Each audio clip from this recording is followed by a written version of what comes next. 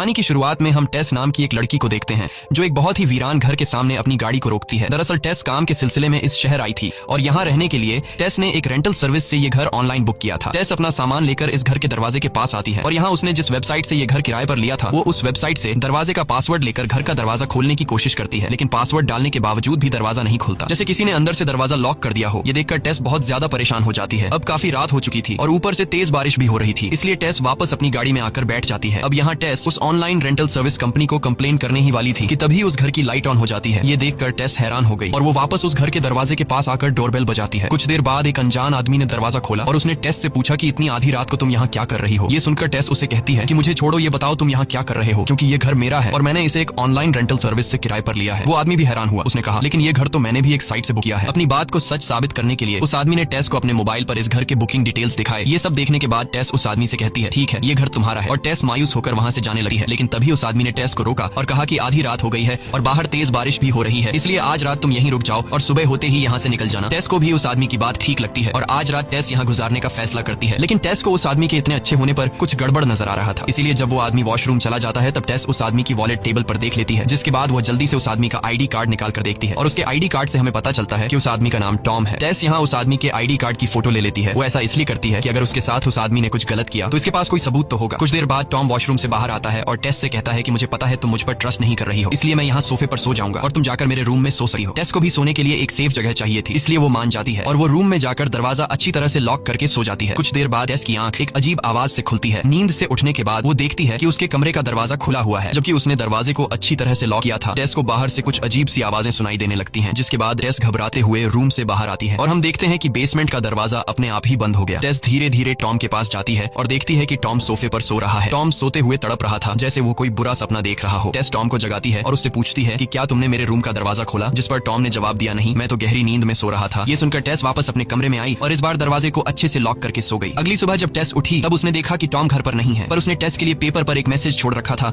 कि मैं किसी काम से बाहर जा रहा हूँ, शाम तक वापस आ जाऊंगा। इसके बाद टेस भी तैयार होकर इंटरव्यू के लिए घर से निकलती है। बाहर का नजारा देखकर टेस हैरान रह जाती है, क्योंकि बाहर पूरा इलाका वीरान पड़ा था। सारे घर टूटे फूटे हुए थे। ऐसा लग रहा था कि टेस के अलावा यहाँ और कोई भी नहीं रहता। ये सब देखकर टेस को बहुत अजीब लगता है, लेकिन इस समय उसे इंटरव्यू के लिए देर हो रही थी, इसलिए टेस इस बारे में ज्यादा नहीं सोचती और वहाँ से निकलकर कंपनी पहुंच जाती है, जहाँ उसका इंटरव्यू काफी अच्छा चलता है। डायरेक्टर टेस से काफी ज्यादा इंप्रेस्ड हो जाती है। इंटरव्यू पूरा होने के बाद डायरेक्टर टेस से पूछती है कि तुम इस शहर में कहाँ ठहरी हुई हो। टेस ने उसे बताया कि मैं बार्बरी स्ट्रीट एरिया के एक घर में रहती हूँ। बार्बरी स्ट्रीट नाम सुनकर डायरेक्टर शॉक हो जाती है और टेस से घबराते हुए कहती है कि वो जगह बिल्कुल भी ठीक नहीं है, तुम उस जगह से जल्दी से निकल जाओ। यह कहते हुए डायरेक्टर वहाँ से चली जाती है और टेस जब वापस घर आती है तो अब टेस को भी उस जगह से डर लगने लगा था। टेस जैसे ही दरवाजे का लॉक खोलकर घर के अंदर जाने वाली होती है तभी वो देखती है कि एक अनजान आदमी तेजी से उसकी तरफ दौड़ रहा है। ये देखकर टेस घबराते हुए जल्दी से उस आदमी के पहुंचने से पहले दरवाजा खोलकर घर के अंदर चली जाती है। वो आदमी टेस को घर से बाहर निकलने के लिए कहता हुआ जोर जोर से दरवाजा पीटने लगा। टेस को कुछ समझ नहीं आ रहा था कि यह सब क्या हो रहा है। टेस घर के अंदर बहुत ज्यादा घबराई हुई होती है और पुलिस को कंप्लेंट करने की कोशिश करती है। कुछ देर बाद टेस देखती है कि वो आदमी यहाँ से जा चुका है। अब टेस सुकून की सांस लेती है और बाथरूम चली जाती है, लेकिन बाथरूम में उसने देखा कि टॉयलेट पेपर खत्म हो चुका था। वो घर में इधर उधर टॉयलेट पेपर तलाश करने लगी है। तभी उसकी नजर बेसमेंट की तरफ गई। उसे लगा शायद टॉयलेट पेपर बेसमेंट में रखा हो। यह सोचकर टेस बेसमेंट में गई और बेसमेंट में उसे सामने टॉयलेट पेपर का बॉक्स रखा हुआ मिला। अब टेस वहाँ से टॉयलेट पेपर लेकर लौट ही रही थी कि अचानक बेसमेंट का दरवाजा बंद हो गया। टेस पूरी ताकत के साथ दरवाजा खोलने की कोशिश करती है, पर दरवाजा नहीं खुला। अब टेस बहुत ज्यादा मायूस हो जाती है, क्योंकि वो अपना फोन भी ऊपर ही छोड़ आई थी। टेस को समझ आ चुका था कि यहाँ बैठे बैठे उसकी कोई मदद नहीं करने आएगा, इसलिए उसे खुद ही कुछ करना पड़ेगा। अब टेस यहाँ से बाहर निकलने का रास्ता ढूंढने लगी है और तभी उसकी नजर बेसमेंट में रोशनी के लिए एक विंडो पर पड़ती है। वो इस विंडो को खोलने की कोशिश करती है, पर वो विंडो सिर्फ बाहर से ही खोली जा सकती थी। अब टेस इस विंडो का शीशा तोड़ने के लिए कोई टूल ढूंढने लगी है। टूल ढूंढते हुए टेस देखती है कि एक रस्सी दीवार के अंदर से आ रही है। टेस बिना सोचे समझे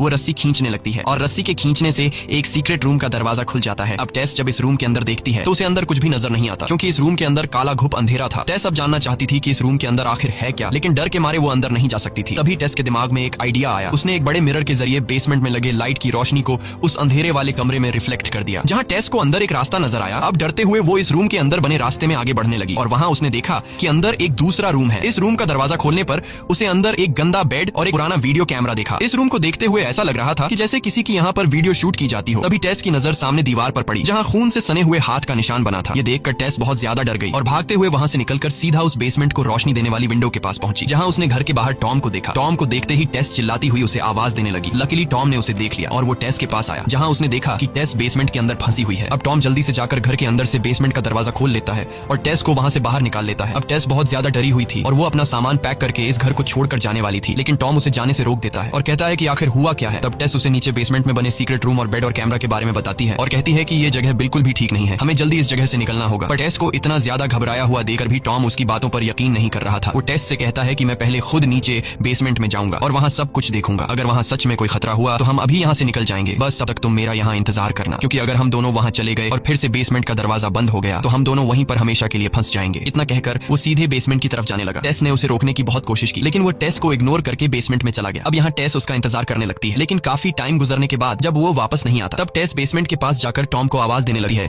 लेकिन बेसमेंट से टॉम का कोई रिस्पॉन्स नहीं आता। अब मजबूरन एक बार फिर से टेस हिम्मत जुटाकर बेसमेंट में जाने का फैसला करती है, लेकिन इस बार जाने से पहले वो बेसमेंट के दरवाजे के सामने एक चेयर रख देती है ताकि फिर से दरवाजा लॉक न हो जाए। अब टेस अपने मोबाइल का टॉर्च चलाकर धीरे धीरे आगे बढ़ते हुए टॉम को ढूंढने लगती है, लेकिन उसे टॉम कहीं भी नजर नहीं आता। वो उस कमरे तक भी पहुंचती है जहां पर बेड और कैमरा रखा हुआ था, मगर वहां भी टॉम नहीं था। अब टेस परेशान हो जाती है कि अचानक टॉम कहां गायब हो गया। वो उसे ढूंढते हुए और आगे बढ़ती है। कुछ दूर आगे जाने के बाद उसे नीचे कुछ सीढ़ियां दिखाई देने लगी हैं और तभी टेस को नीचे से टॉम की आवाज सुनाई देने लगी है जो मदद के लिए पुकार रहा था। डर के मारे टेस अंदर तो नहीं जाना चाहती थी, लेकिन टॉम के बार बार पुकारने पर वो वहां जाने पर मजबूर हो जाती है। सीढ़ियां क्रॉस करने के बाद नीचे एक दूसरा बेसमेंट बनाया गया था, यानी बेसमेंट के अंदर एक दूसरा बेसमेंट। अब यहाँ टेस टॉम को पुकारते हुए आगे बढ़ती है कि तभी अचानक टॉम किसी जानवर की तरह जमीन पर रेंगते हुए तेजी से टेस के पास आया। वो किसी चीज से बहुत घबराया हुआ था। उसने टेस से कहा, बिल्कुल भी शोर मत मचाना, हमारे अलावा यहाँ कोई और भी है जो मुझे मारना चाहता है और उस चीज ने मुझे काटा है। अब ये लोग जैसे ही यहाँ से निकलने वाले होते हैं तभी अचानक एक लंबी हाइट की औरत दौड़ती हुई आई जो टॉम को पकड़ लेती है और वो उसका सिर जोर जोर से सामने की दीवार से पटकर उसे बेरहमी से मार डालती है। अब यहाँ सीन शिफ्ट होता है और हमें 2 हफ्ते बाद का सीन दिखाया जाता है जहाँ हम इस घर के मालिक को देखते हैं जिसका नाम एजे है। एजे पेशे से एक टीवी एक्टर है, लेकिन अब उसकी जिंदगी बिल्कुल भी ठीक नहीं चल रही, क्योंकि जो लड़की उसके साथ फिल्म में काम करती थी उसने एजे पर उसके साथ गलत काम करने का आरोप लगाया है, जिस वजह से एजे का करियर बर्बाद हो गया था और खुद को बेगुनाह साबित करने के लिए एजे ने कोर्ट के चक्कर लगाते हुए अपने सारे पैसे गवा दिए थे। अब उसके पास सिर्फ बार्बर स्ट्रीट का यही एक घर बचा था और अब वो इस घर को भी बेचना चाहता था। घर आते ही उसने देखा कि घर में किसी का सामान पड़ा हुआ है। दरअसल यह टेस और टॉम का सामान था और बाहर उसने टेस की गाड़ी भी देखी, जिसे देखकर एजे को शक हुआ कि कोई चोरी छिपे मेरे घर में रह रहा है। इसलिए अब वो घर की तलाशी लेने लगता है, लेकिन उसे घर में कोई भी इंसान नहीं मिला। पर तभी उसकी नजर बेसमेंट के दरवाजे पर पड़ी जहाँ एक चेयर रखी हुई थी और यह चेयर टेस ने लगाई थी ताकि बेसमेंट का दरवाजा अंदर से लॉक न हो। और यह सब देखकर एजे को यकीन हो जाता है कि कोई बेसमेंट में छुपा हुआ है। जब वो बेसमेंट के दरवाजे के पास आता है तो उसे नीचे से किसी के चलने की आवाज सुनाई देने लगती है। ये देखकर वो अपने साथ ही टॉर्च और चाकू ले लेता है और बेसमेंट के अंदर जाता है ताकि अगर उसे कोई खतरा महसूस हो तो वो उस पर चाकू से अटैक कर सके। बेसमेंट में आते ही उसे भी वो सीक्रेट रूम दिखाई देता है जहाँ पर कैमरा और एक बेड था। वो अपने घर के बेसमेंट को और एक्सप्लोर करने लगता है जहाँ वो उन सीढ़ियों के पास भी पहुंच जाता है और यह सब देखकर एजे डरने के बजाय उल्टा खुश हो जाता है, क्योंकि उसने सोचा कि मेरे घर के बेसमेंट में इतनी ज्यादा जगह होने की वजह से अब इसकी कीमत डबल हो जाएगी। वो फौरन एक इंच टेप लेकर बेसमेंट को नापने लगा है और नापते नापते वो एक रूम तक जा पहुंचता है जहाँ टीवी में एक शो चल रहा था जिसमें दिखाया जा रहा था कि एक माँ अपने बच्चे को ब्रेस्ट फीडिंग कैसे कराती है। एजे ये सब देख ही रहा था कि अचानक उसके हाथ से इंच टेप कोई खींच लेता है। ये देखकर एजे घबरा जाता है और जिस तरफ से इंच टेप खींची गई थी वो उस तरफ टॉर्च की रोशनी कर देता है, लेकिन वहाँ कोई भी नहीं था। तभी उसे सामने से किसी के गुर्राने की आवाज सुनाई देती है और कुछ देर बाद वही लंबी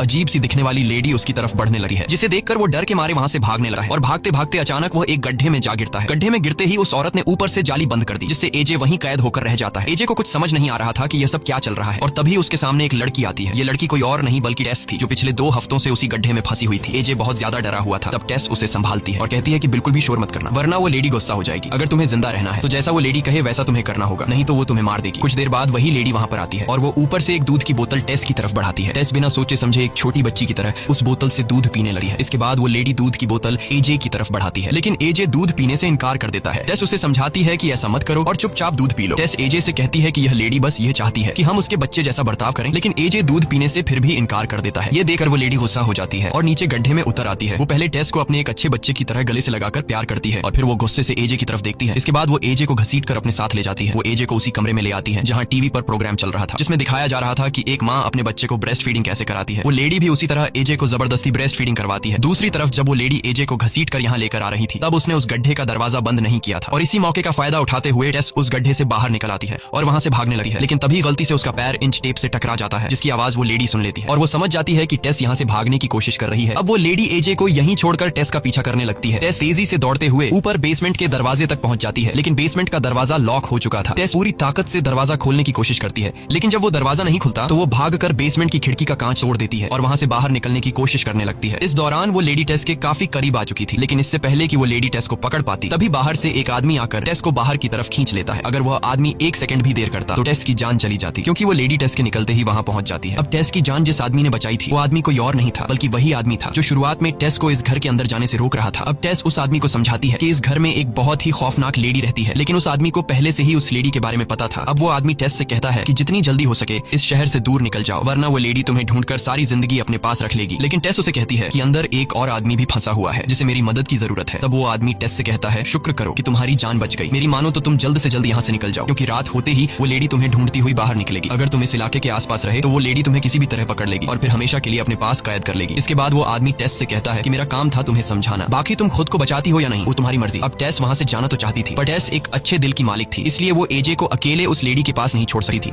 जिसके बाद टेस मदद की तलाश में निकल पड़ती है। दूसरी तरफ मौका पाकर एजे भी उस जगह से निकलने की कोशिश करता है, लेकिन तभी उसे उस औरत की गुर्राने की आवाज सुनाई देती है, जिसे सुनकर एजे बहुत ज्यादा डर जाता है और अब वो उस लेडी से छिपने के लिए सुरंग के और अंदर जाने लगा है। तब वो लेडी भी एजे का पीछा कर रही थी। एजे आगे बढ़ते हुए एक ऐसी जगह पहुंच जाता है जहां रास्ता खत्म हो गया था। अब एजे बुरी तरह फंस चुका था और वो औरत उसके ठीक सामने खड़ी थी। एजे को लग रहा था कि अब उसकी मौत पक्की है, लेकिन फिर न जाने क्यों वो लेडी आगे आने से डरने लगी है और वो एजे को वहीं छोड़कर चुपचाप चली जाती है। न जाने ऐसा क्या था जिससे वो लेडी भी डर रही थी। एजे जब पीछे मुड़कर देखता है तो उसे पीछे एक दरवाजा दिखाई देता है। अब वो उस रूम के अंदर जाकर देखने लगता है कि आखिर इस रूम में ऐसा क्या है जिससे वो लेडी भी यहाँ आने से डरती है। रूम बहुत ही बुरी हालत में था, जहाँ सारा सामान इधर उधर बिखरा पड़ा था। इस रूम में टीवी भी चल रहा था। एजे कमरे की तलाशी ले ही रहा था कि तभी पीछे से उसे किसी की आवाज सुनाई देती है। डर के मारे एजे पीछे मुड़कर जब टॉर्च की लाइट करता है तो वहाँ एक बूढ़ा आदमी बिस्तर पर पड़ा हुआ था, जो बहुत बीमार लग रहा था, ना उठने की हालत में था और ना ही ठीक से बोलने की। एजे को लगा कि शायद उस लेडी ने इस आदमी को भी कैद कर रखा होगा, इसलिए एजे उसकी मदद करने लगा है, लेकिन वो आदमी बार बार एक ड्रॉर की तरफ इशारा कर रहा था। तब एजे बिना सोचे समझे ड्रॉर उसके करीब कर देता है और उस रूम में एजे ढेर सारी रिकॉर्डेड टेप्स देखता है, जिनमें हर टेप पर किसी औरत का नाम लिखा हुआ था। एजे जैसे ही ये प्ले करता है तो उसके होश उड़ जाते हैं। उस टेप में वही बूढ़ा आदमी दिखाई देता है जो किसी औरत के साथ गलत कर रहा था। यह देखकर एजे की आंखें खुली की खुली रह जाती हैं और जैसे ही एजे पीछे मुड़कर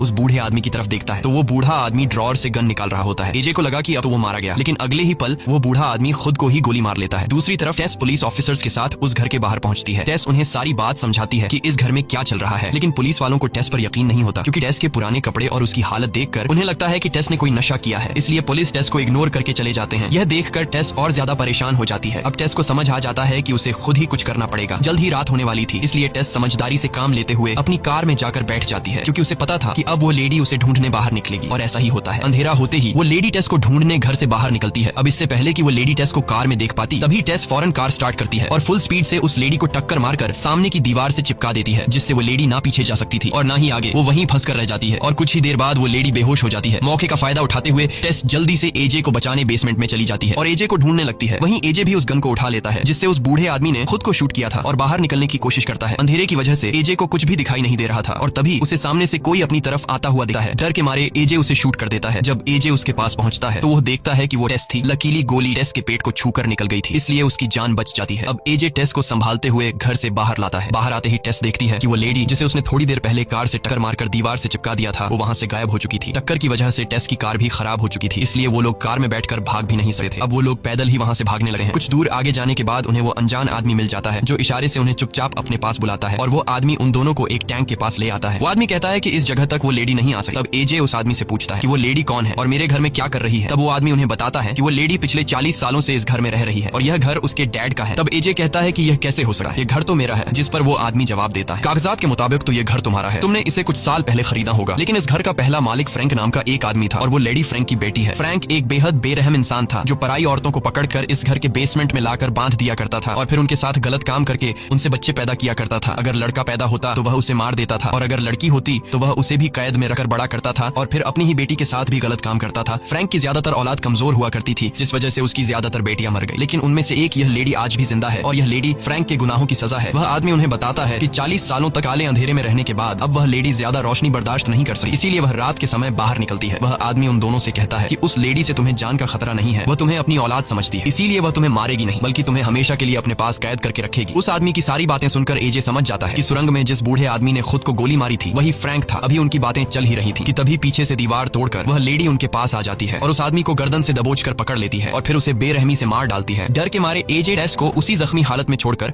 वहां से भाग जाता है। टेस भी जख्मी हालत में एजे के पीछे भागने लगी है। टेस लगातार एजे को मदद के लिए पुकारती रहती है, लेकिन एजे टेस को इग्नोर करके तेजी से भागता हुआ पानी की टंकी पर चढ़ जाता है। टेस भी किसी तरह लड़खड़ाते हुए टंकी के ऊपर पहुंच जाती है। ये दोनों देखते हैं कि वो लेडी भी उनके पीछे आ रही है। अब एजे उस लेडी को मारने के लिए अपनी गन निकालता है, लेकिन तभी उसके हाथ से गन छूटकर नीचे गिर जाती है। कुछ ही देर बाद वह औरत भी टंकी के ऊपर चढ़ जाती है। अब एजे समझ चुका था कि यह लेडी मुझे और टेस को अपना बच्चा समझती है और अब वह हमें पकड़कर हमेशा के लिए अपने पास कैद कर लेगी। एजे अपनी पूरी जिंदगी उस काले अंधेरे वाले बेसमेंट में नहीं गुजार सकता था, इसलिए एजे उस लेडी की ममता का फायदा उठाते हुए टेस को पकड़कर ऊपर टंकी से नीचे गिरा देता है। वह लेडी टेस को अपनी बेटी मानती थी, इसलिए वह टेस को बचाने के लिए उसके पीछे कूद जाती है। एजे जब नीचे झांक कर देखता है तो वह देखता है कि वह लेडी टेस को बचाने के लिए अपनी जान की परवाह किए बिना उसे अपनी गोद में ले लेती है, ताकि नीचे गिरते वक्त टेस को कोई नुकसान न पहुंचे, क्योंकि अगर टेस सीधा नीचे गिरती तो वह मर भी सकती थी। इसके बाद एजे नीचे आता है और देखता है कि दोनों खून से लथपथ पड़े हैं और दोनों बिल्कुल हिल नहीं रहे हैं। एजे को लगता है कि दोनों मर चुके हैं, लेकिन तभी टेस को होश आ जाता है। टेस देखती है कि उस लेडी ने अपनी जान देकर मेरी जान बचाई है। इसके बाद एजे टेस को सहारा देकर उठाता है और खुद को सही ठहराने लगता है कि अगर मैं ऐसा नहीं करता तो हम दोनों मारे जाते। लेकिन अब टेस को समझ आ जाता है कि एजे चाहे जितना भी अच्छा बनने की कोशिश करे, वह अपनी जान बचाने के लिए किसी और को मरने के लिए छोड़ सकता है। तभी पीछे से वो लेडी भी उठ जाती है और एजे को पकड़कर उसका गला दबोच लेती है। वह बेहद गुस्से में होती है क्योंकि एजे ने उसकी बेटी को नीचे फेंका था। इसके बाद वो लेडी पहले एजे की आंखें फोड़ देती है और फिर उसका सिर 2 टुकड़ों में अलग कर देती है। इसके बाद वह एक माँ की तरह टेस की तरफ दुख भरी नजरों से देखती है और टेस से प्यार करने लगती है। लेकिन टेस अब भी उस लेडी से डरी हुई होती है, इसलिए वो लेडी भी समझ जाती है कि मैं इस दुनिया में इंसानों के बीच नहीं रह सकती। मेरे इस डरावने चेहरे और भयानक रूप से इंसान डरते हैं, इसलिए इंसान मुझे कभी भी एक्सेप्ट नहीं करेंगे। इसलिए वह इशारों में टेस से कहती है कि मुझे मार दो। अब टेस उसे मारना नहीं चाहती थी, लेकिन वह औरत यही चाहती थी कि मेरी जिंदगी खत्म हो जाए। इसलिए टेस उसे गोली मारकर उस भयानक जिंदगी से आजादी दिला देती है और इसी के साथ यह कहानी खत्म हो जाती है। अगर आपको यह वीडियो पसंद आई हो तो हमारे चैनल को सब्सक्राइब करें और वीडियो को लाइक जरूर करें।